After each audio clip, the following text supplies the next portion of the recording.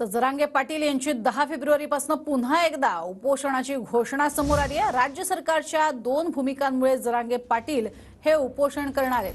अधिसूचनेची तात्काळ अंमलबजावणी करा अशी मागणी जरांगे पाटलांनी केली आहे। कायदा पारित होईपर्यंत मागे हटणार नाही असंही जरांगे पाटलांनी म्हटलंय। यांच्या अध्यादेशाचं कायद्यात रूपांतर 15 दिवसाच्या वेळेनंतर आपण कायद्यात रूपांतर अधिवेशन त्याच वेळेस घ्यावं किंवा त्याच होत्या 15 दिवसाच्या वेळेसच आपण विशेष अधिवेशन बोलून त्याचं कायद्यात रूपांतर करावं। जर आपण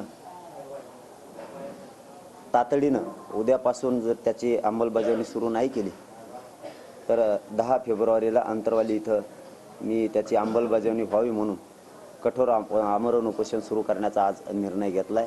विशेष करून माननीय मुख्यमंत्री साहेब आणि दोनही उपमुख्यमंत्री साहेब आणि सरकारला राज्य मंत्रिमंडळाला माझी विनंती की आपण जो काल सगळ्या सोयऱ्यांचा परवा अध्यादेश राजपत्रित अधिसूचना काढली त्याची तातडीने अंमलबजावणी करायला आपण पाहिजे, कारण प्रमाणपत्र वाटप सुरू व्हायला पाहिजे, ते झाले नाही। जरी आपण हरकती मागितल्या असल्या तरी हरकतीपर्यंत त्याला तुम्ही अंमलबजावणीचा तातडीचा दर्जा देणं आवश्यक आहे। रायगडावरून जरांगेंची 10 फेब्रुवारीपासून आमरण उपोषणाची घोषणा।